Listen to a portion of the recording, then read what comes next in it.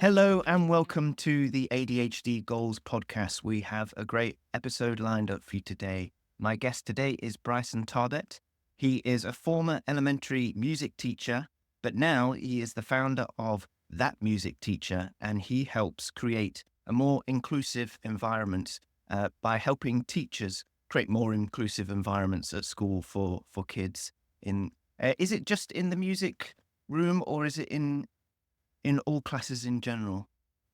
Well, that's a really good question because first of all, what the strategies that I teach are applicable in so many different cases. With that being said, I do focus primarily on elementary music teachers and arts educators in a little broader sense. Yeah. I'm just as you answered that question, I realized I'd already gone off in an ADHD moment and gone, that's a question I need to ask without saying hello and welcome to the show. Hello, I'm glad to be here. And again, I fully understand the tangential approach. So, we can take this conversation whatever direction that comes of it. Yeah. Well, good. First of all, we usually like to hear a little bit of a background of our guests, and I'm curious to know what your own personal journey is with ADHD. For sure. So I was diagnosed with ADHD as a young child. But I didn't quite understand what that meant until I was teaching for a couple of years. I was on and off medication throughout my childhood, and it was just one of those things where I kind of felt like I just kind of figured it all out and had all the answers. And it wasn't until I was teaching that I realized that I didn't grow out of this. That's not how this works.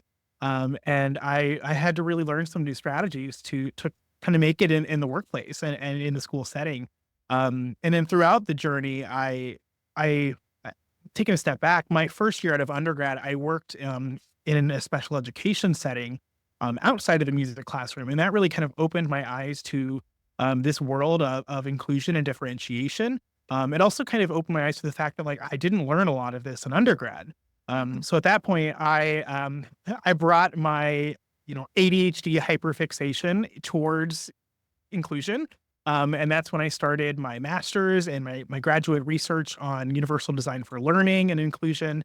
And it really became this just passion project of how can we make sure that the classrooms in our schools are set up for everyone. In the music classroom, we serve everyone, and we say that, music is for everyone. But the reality is unless we do the work, it's not.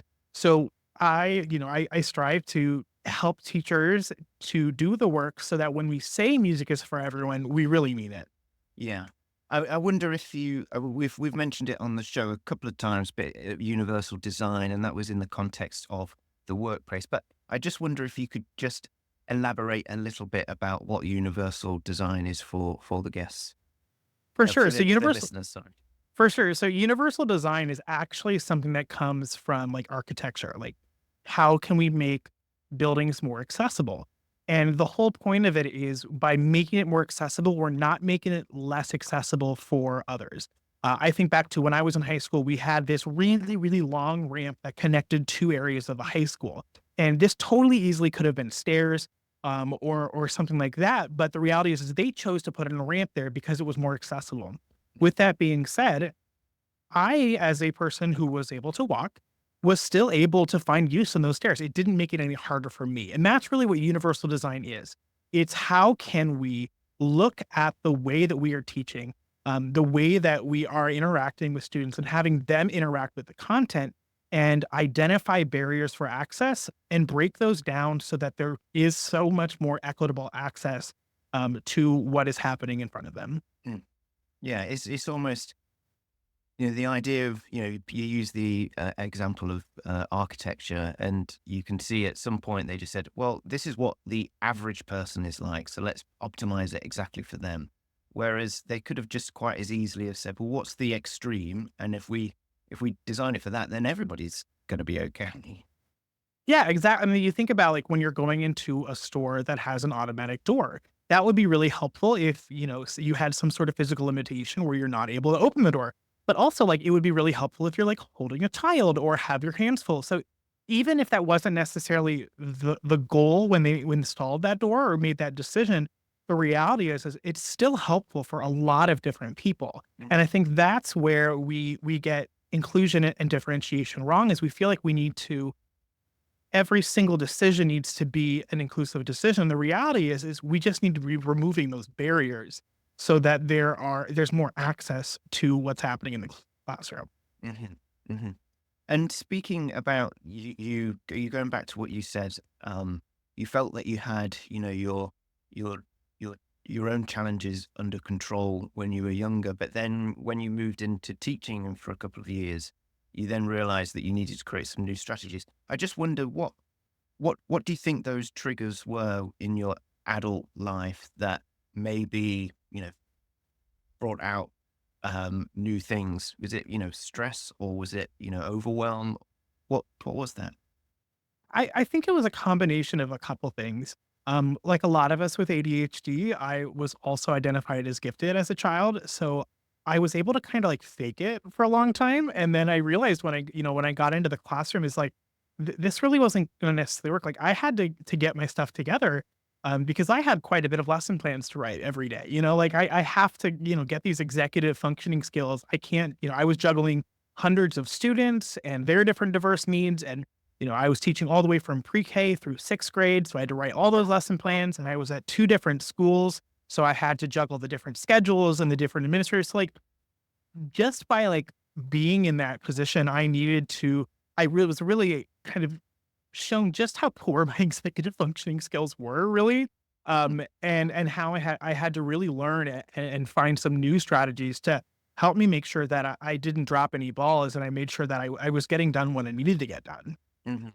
And how did you arrive at some strategies that worked? What changed it for you? The big thing, I've like a lot like a lot of us, I've kind of fallen for those shiny objects a little bit, like the big fancy planner that you buy and you spend 6 hours setting up and then you never use it again. I've done that time and time again, and I remember I was sitting down, at one point to lesson plan, and like I said, I was traveling between 2 schools, and I'm like, "I can't do this, like, physical stuff because 'cause I'm going to forget it at the other school, or I'm gonna leave it in my car, or I'm gonna leave it at home, and I'm never gonna have it with me, and if I don't have it with me, it's not gonna get done."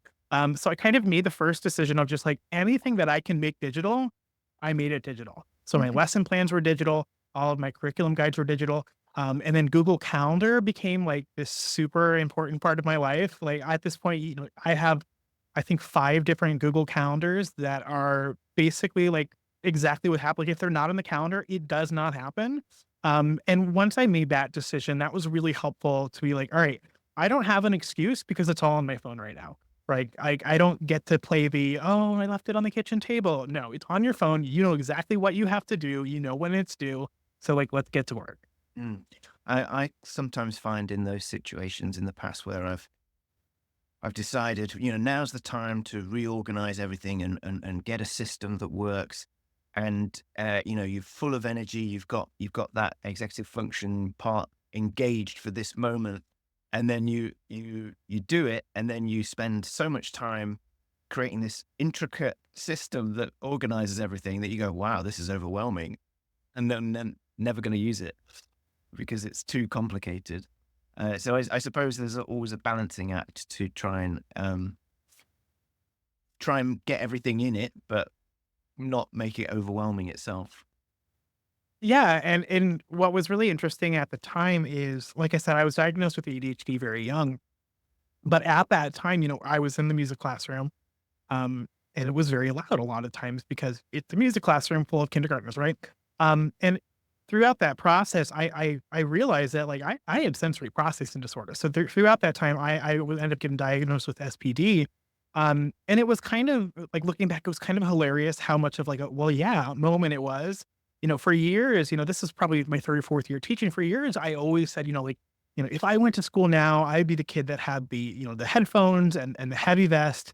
And all of a sudden, one day it clicked and it was like, Bryson, you're still that guy. Like, and once I realized that, and I was able to start applying some strategies to manage my SPD, that was another huge game changer because I wasn't going home completely fried because I was overstimulated all day, and that was huge.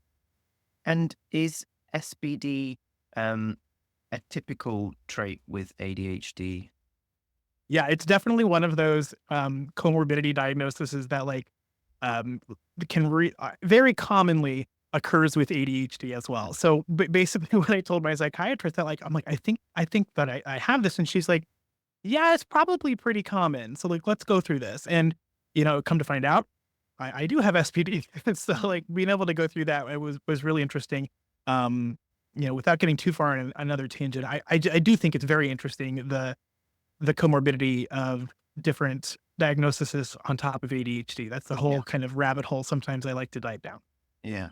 Well, I think I personally have learnt, and I think this is I was diagnosed with ADHD much later in life, and so I had come up with solutions to things that I felt that were problems before I knew anything about ADHD, and I'd long realised that when I was working, I'd like to listen to music, but there's only certain types of music that I could listen to Sure. without getting distracted. So if it was like really, music that I really like that's got words to it, then I'd end up, probably singing along and then maybe going to want to dance or play the guitar or something. So it had to be either classical music or chill out music that's got no lyrics in it.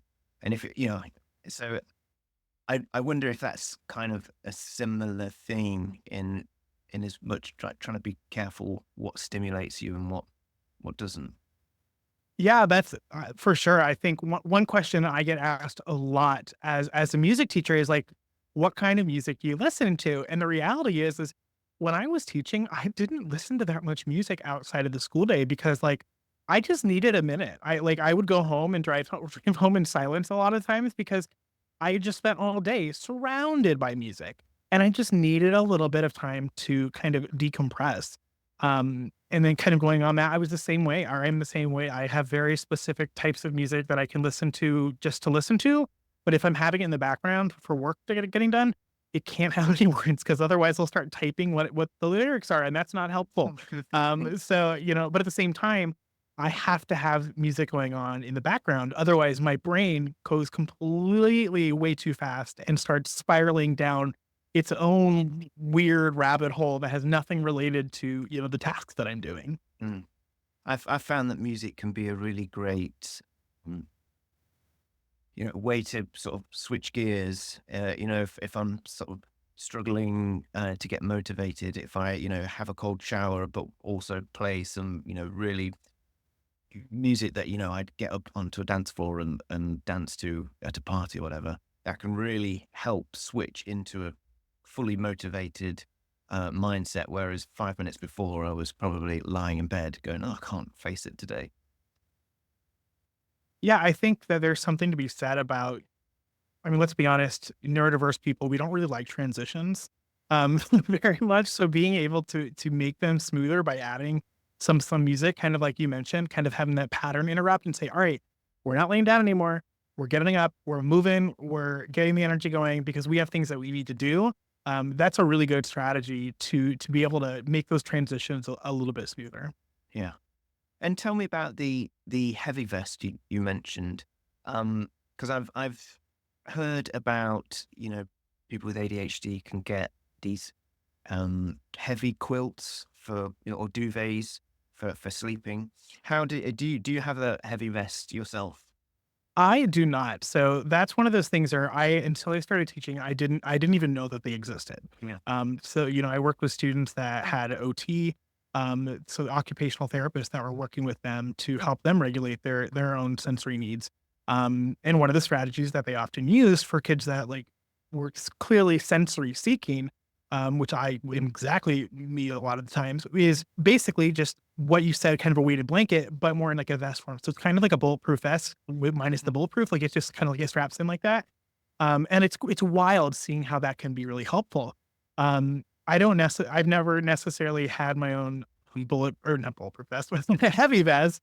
But like sometimes if I'm getting really overstimulated, like I remember sometimes in grad school, I would just be like, "Hey, you have a really big book bag. Can I like hold on to your book bag?" It's Mhm. like I just be sitting there at the desk, kind of like holding onto the book bag because I just kind of I needed a little bit more input to help kind of regulate what I needed. Um, and that right there, once I was able to understand why I sometimes got anxious in situations because it was often sensory, that was huge because I mean, I was diagnosed with depression and anxiety very early on, not long after I was diagnosed with ADHD. And looking back, I feel like a lot of what was anxiety at the time was probably more unregulated sensory needs. Mm. Because there were common themes, like for instance, in a cafeteria at school, that I will always tend to get a little bit more anxious there because it's really loud and there's not a lot of structure and things like that. So once I was able to say, all right, what are some things I'm feeling kind of anxious? Am I anxious because of anxiety or am I anxious because I need some sensory input? So let's try some strategies. Like holding something heavy or, drinking some cold water or something like that to kind of regulate those needs and see if that helps. And that's been really helpful in my day to day, just like improving my quality of life once I was able to kind of identify that. Mhm. Yeah, it's good to. I mean, this is the beauty of sort of eventually becoming diagnosed for those people that maybe are coming to ADHD without having known they've had it for for their whole lives. Is once you've got that understanding that this might be a sensory issue or whatever, um, having then a toolkit. Sorry, that whoop. I was just explaining before we started recording that I've got this fancy new camera that just zooms in and out whenever it wants. Sorry, and it really zoomed in. As if I was making a really important point, which I've forgotten what it was now. Um, Sorry. Yes, I think I was saying that it's really important that if you know what is maybe causing some of these bits of anxiety, is that what the tools are that can help overcome them. I think that's probably really helpful. Yeah, and I think that we oftentimes hear conversations when we talk about a disabled community about labels. And first of all, everyone gets to choose however they want to feel about this situation. But for me, my label as an AD, as once I was diagnosed with ADHD and SPD, like that label, that neurodivergent label that I personally use, has been really helpful because it helps me understand what I need to look for. For instance, if you're before I had SPD, or before I knew I had SPD, I was just like, why am I so anxious? So I was Googling things like anxiety, end of day anxiety, Sunday scaries, things like that. But once I was able to understand that it was likely had a sensory component, I was able to, find strategies specifically for that because I knew what to look for. I knew what community to ask advice in. And I think labels can 100% be used in a very nasty way. But I think sometimes they can be really helpful in us understanding, w- what community we're in, kind of making that community side of it, but also like where we can find more resources. Because once you're able to name something and it has this common name, then you're able to find these common strategies that can be really helpful. Um, and that's one thing that, quite frankly, really frustrates me. Seeing, in my career, seeing some parents that are really hesitant to start ADHD testing because they feel like the label is going to be a negative stigma. But the reality is especially when we can get early intervention, we'll really just say, all right, we have this. We know this about this kid. This kid has ADHD. Now we can start making sure we give them some directed strategies so that they're not 40 years old and realizing that all of the coping mechanisms that they learned were really not kind of healthy because they were working against their brain rather than with the way that their brain works.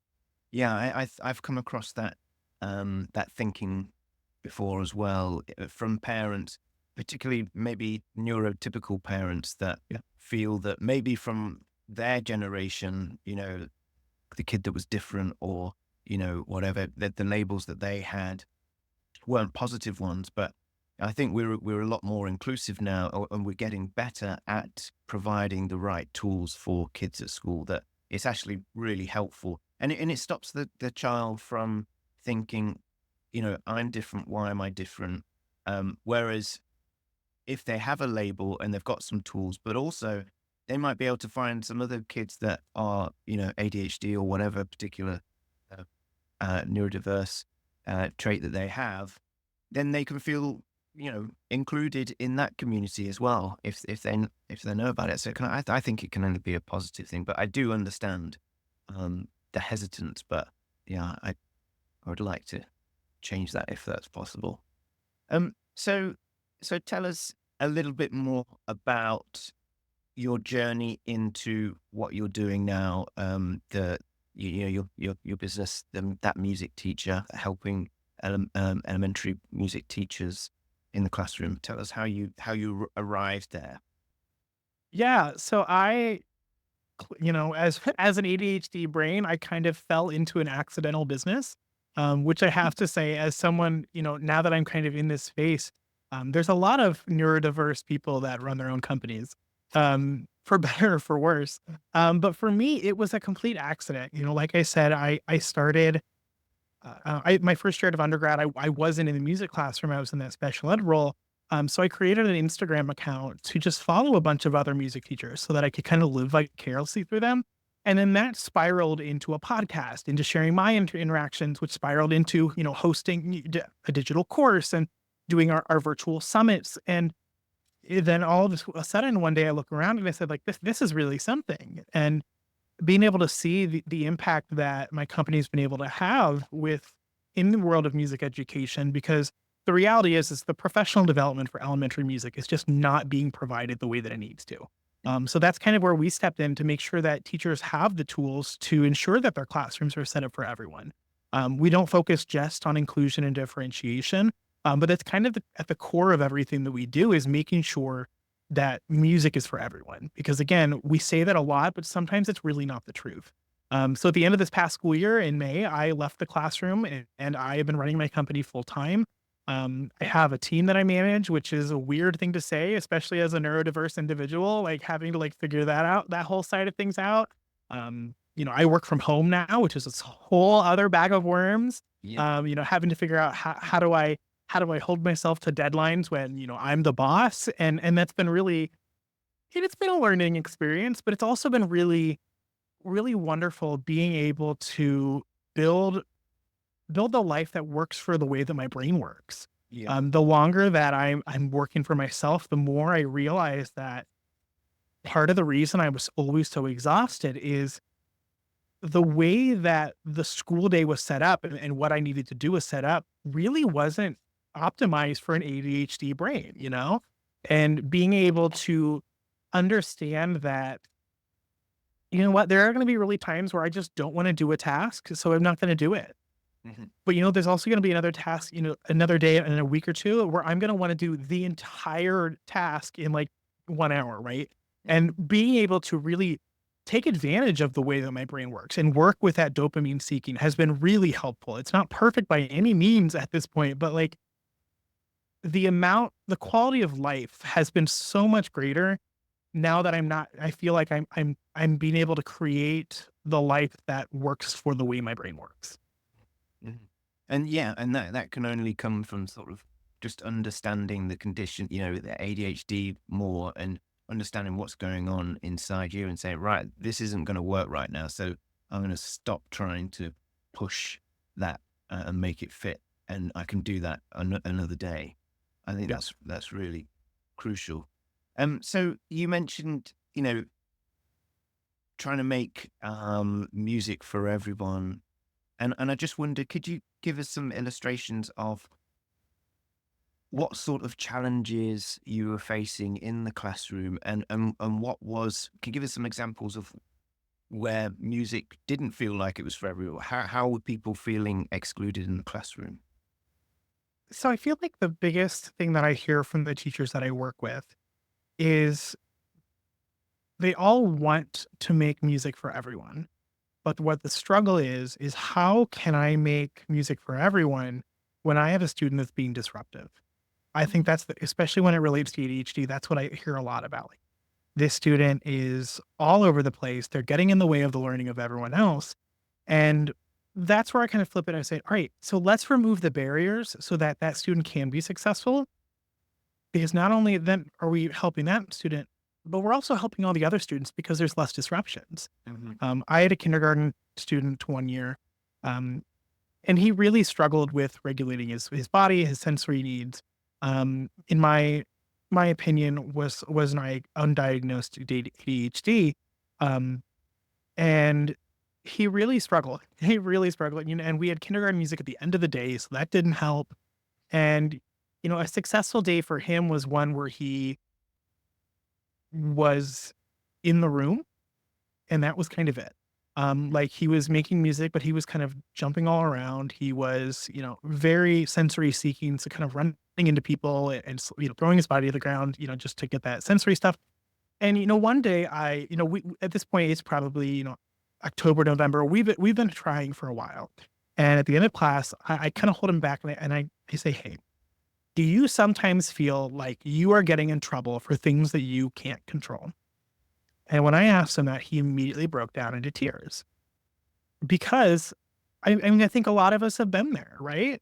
Where we are really trying our best. We are trying so hard and it's just not enough. And I think that when we're able to have conversations like that with students and just being like, I see you, I Yeah. see you trying.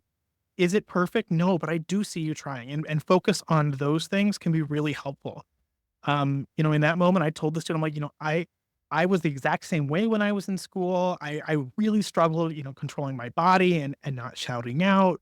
And it can be really frustrating when you're trying really hard and no one seems to see you working.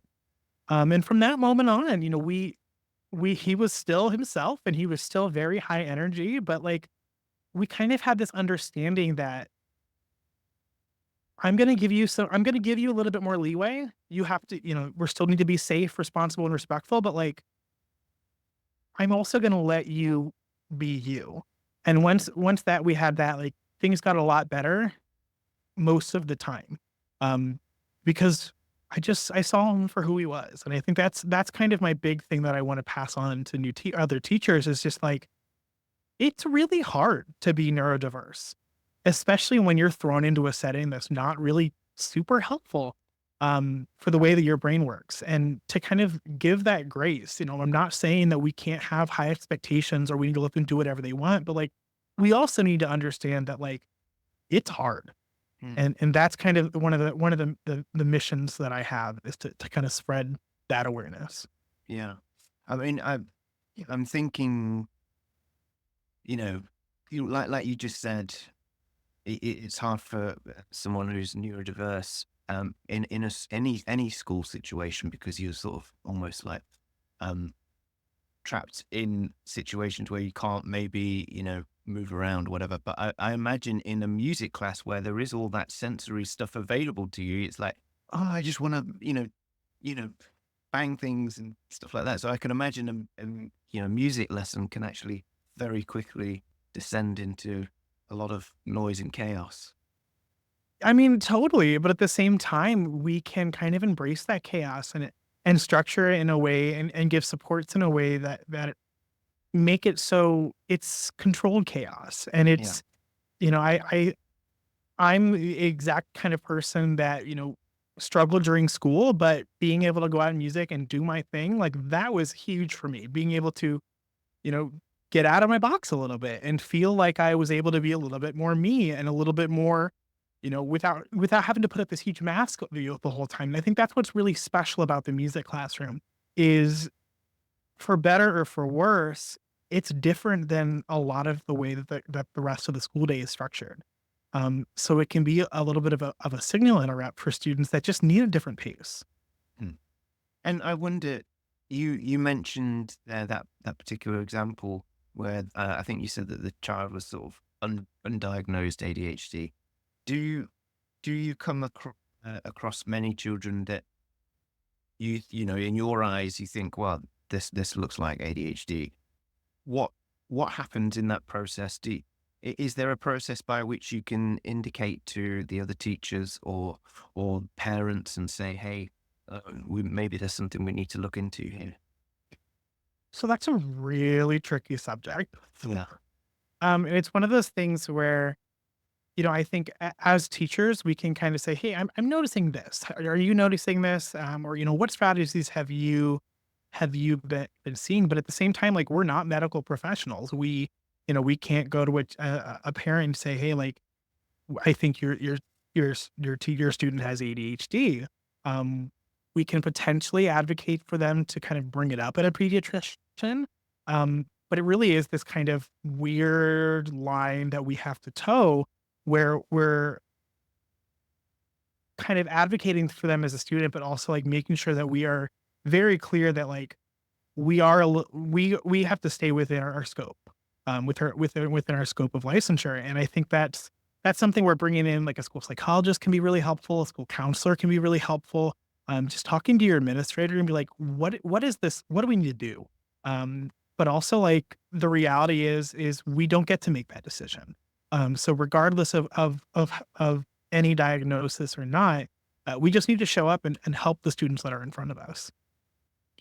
And um, and how do you help those teachers in your business, that music teacher? You say you're now helping other teachers. How do you how do you do that? What services do you provide? How do you interact with those teachers? Yeah, so our biggest events, we have what we call the Elementary Music Summit, which is an online virtual conference where we give the teachers professional development. And again, while we don't only focus on this, inclusion and universal design, it's kind of at the center of everything we do.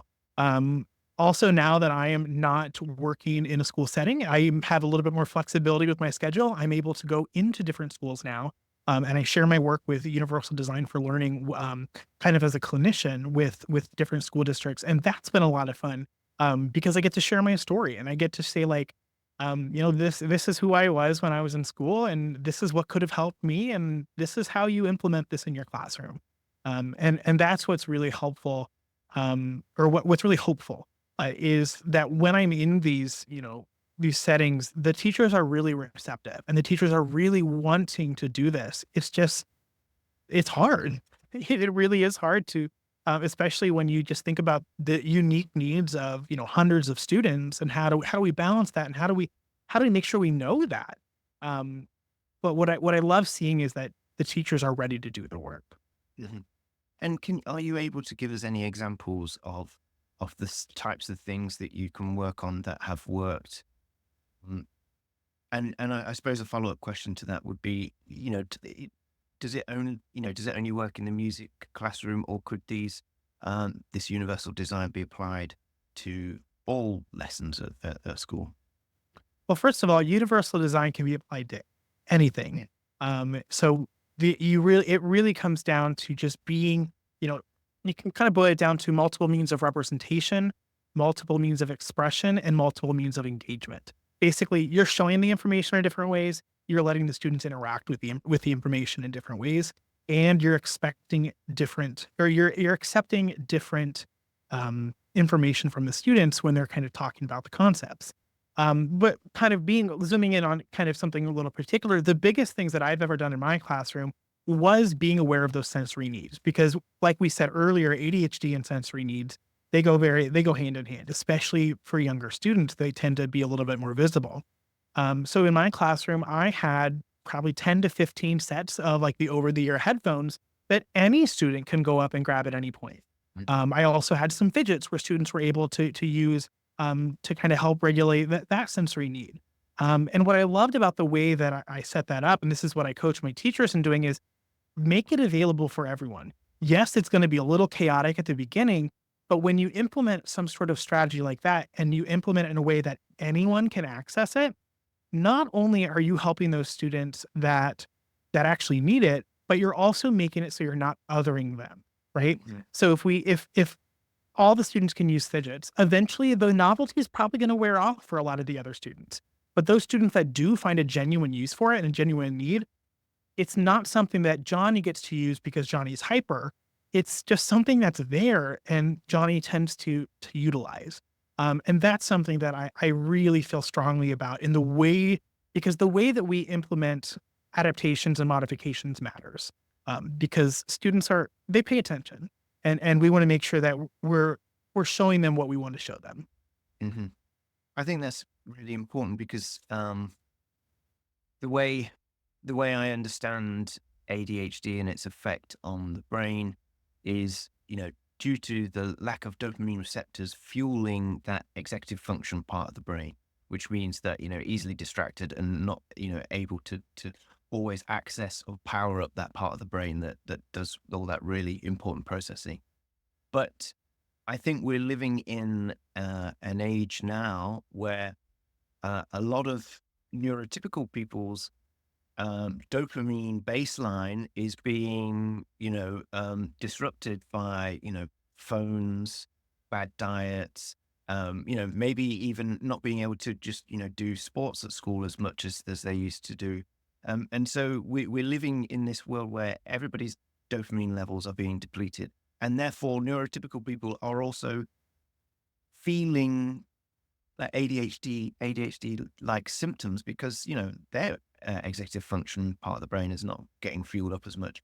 And so this universal design, making it available for everybody, is there's going to be days where, a neurotypical kid is just like, in fact, really struggling today. And it, maybe Yeah. using the headphones or something would help.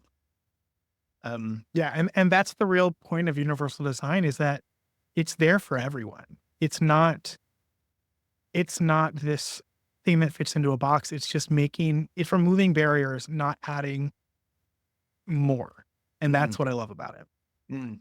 Because when I've spoken to other guests about specifically universal design in the workplace, or when I've read about it online, there seems to be initially a bit of a pushback from businesses to say, okay, well, if we're going to make accommodations to people who are neurodiverse or, with ADHD specifically, and we give them all these accommodations, isn't that going to make it unfair for the people that don't have, ADHD, that they're going to get away with stuff or whatever. And it's like, well, the more we can learn about how people work and operate, and the more that we're aware, we can improve these things for everybody. And that whole concept of universal design is there to make things better for everybody.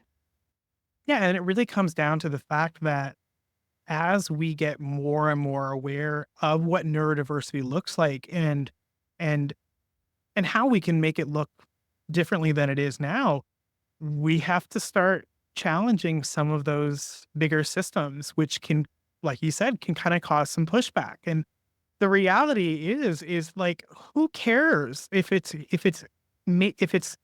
not fair? And that's not how this works. There are certain things that are easier for you and harder for you than other people, and that's just what makes us unique, right? Like, we need to it's a balancing act of making sure that one thing that I do a lot, now that I manage a team is making sure that not only do I have the right people, but I have them doing the right things, the things that light them up, but also the things that they're good at and the things that they wanna do. Because it doesn't matter if you have ADHD or anything like that. If you don't like what you're doing, you're not gonna do it as well.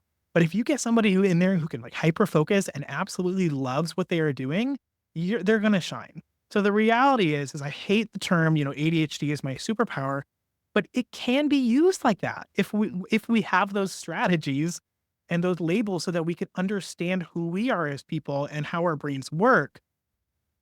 We can start kind of changing those systems a little bit to be more accessible for everyone. Yeah, I'm thinking as you were talking, then I was thinking about, whenever I've looked at, uh, you know, job roles, and you see them on, job sites and stuff, and you see that, some big companies will offer, additional perks and things, little add-ons to the salary to make life, make the job more enticing. But you think, well, that's easy for the company to do. Oh, we'll just throw this at it. But what's actually better is, if we can actually just understand you and see you and make you enjoy your job more, that can sometimes be a whole lot better, because what's the point in having all those perks when you hate going into work every day? Yeah, that's something that I see a lot. We're not gonna change the way we do things. We're just gonna add some like ribbons on things. I'm like, Yeah. especially in, in the current, workplace environment that we're in is there's just other things out there. I mean, I'm not saying that I left teaching because of my neurodiversity, but the reality is schools are not really set up for neurodiverse teachers very well. It can be really challenging. I've seen, posts in Facebook groups of administrators that get really offended when we ask for kind of reasonable accommodations. And we're like, but we focus so hard on making our students feel welcome and working with their unique needs, and we're supposed to just kind of figure it out. Mhm. And there's that disconnect there where it just I don't know, there's still work to be done, I guess, is kinda the big overarching theme there. Mhm. Now there is one burning question that I have for you, and I've been wanting to ask this ever since I was introduced to you. Um, Now, on your website, you have a photo where you are dressed up as is it a xylophone? Is that the right Yeah, instrument? yeah. Okay, so tell me a little bit. I mean, this is if you're listening, everybody, you must go to thatmusicteacher.com and have a scroll down. Tell us about that costume and what goes on when you're wearing that. For sure. So that was when I peaked in Halloween.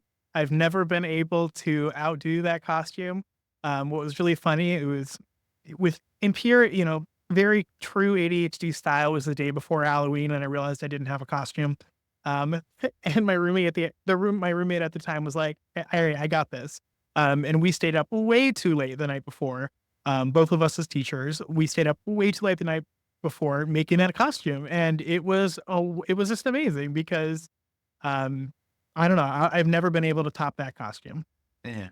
I mean, now that I'm looking at it, I'm thinking that when you were making it, you think, "Oh, this is a great idea," until maybe about like 2 o'clock the next day when people are constantly hitting you with some stuff. Yeah, you gotta be careful with those kindergartners, they'll sneak up on you. Yeah. So what does the future hold for you, Bryson? I mean, let's be honest, I have ADHD, it could go all kinds of different ways depending on, what my hyperfixations decide, but my big goal right now is just to keep growing my company so that we can grow and impact more teachers around the world, um, and just make sure that the students that are the students around the world are able to get a high quality music education because music education matters. But it also making sure that the classrooms that they're in are setting them up for success. And I think that that's the big kind of mission we're on is setting up the teachers for success so that they can do the same for their students. And so how, because you mentioned earlier, and I wonder if I've written it down, but you mentioned um, you created some courses and you do some summits on your website. Is that how teachers from all over all over the country and all over the world could maybe sort of um, get access to some of the teaching that you do? For sure, yeah. Our main kind of hub, as you mentioned earlier, is thatmusicteacher.com. We also have the Instagram account that I created many years ago as kind of our home base at that music teacher. And that's kind of where you can learn about our different offerings and our coaching and how we can potentially work together. And I'm just curious now, what different music instruments do you play? Are you the kind of person that can just pick anything up and make a pleasing noise out of it? Sort of. So, through undergrad and grad school, singing was my main instrument. But along the way, I had to learn piano, and I'm technically certified to teach band and orchestra. So, like, I know enough to be dangerous about those instruments as well. But really, if it was up to me, it'd be all singing. That's kind of what I enjoy doing the most. Mm. Now, this is more just a question for me now, and I'm hoping that you can give me hope. Now, I play the guitar. I'm self-taught on the guitar, and I like you. I like to sing. But what I've noticed over the years, whenever I've tried to join bands, is that my timing is terrible. Because when I'm singing, I literally just all about the melody and I'm not listening to any other bits that are trying to, help me come in at the right time. Is there any thing that can fix that, or are you either born with rhythm or born without? So it would tell me straight. Is there anything to Music is innately human, and it's definitely something that you can improve on. I highly recommend getting a metronome. Mm, That they're as annoying as they are, they can be really helpful in keeping you all together. But rhythm and singing and music is 100% something that you can improve. okay. Oh, well, that's given me hope. Um. Anyway, well, thank you so much for joining me today, and it's been a pleasure to chat with you. And again, I think like the xylophone costume, if you're just listening to the audio of this, I would definitely check out the video because that is a fantastic shirt that you're wearing. Can Thank you you so just much. describe what's going on in your shirt? It's one of my favorites from when I was teaching. It's bright blue with rubber duckies everywhere. You gotta keep it light when you teach elementary school. Absolutely. Okay. Well, yeah. So as we said, you can find Bryson at thatmusicteacher.com and at thatmusicteacher on Instagram. And yeah, I really do suggest you go check it out. But thank you so much for joining me today. Thank you so much for having me. Well, there we have it. Thank you so much for listening this far. If you want to hear more episodes, then please subscribe on YouTube or whatever podcast platform you use. It really helps to spread the word. So if you know anyone this episode could help, then please share it with your friends. If you want to follow me on social media, I am on Instagram at ADHD_goals, and you can find me on Facebook too. If you want to get in touch with the show, then you can email me at hello@adhdgoals.co. And finally, if you're struggling to manage your ADHD and you would like me to be your coach, then please head over to my website and get in touch. Until next time, bye for now.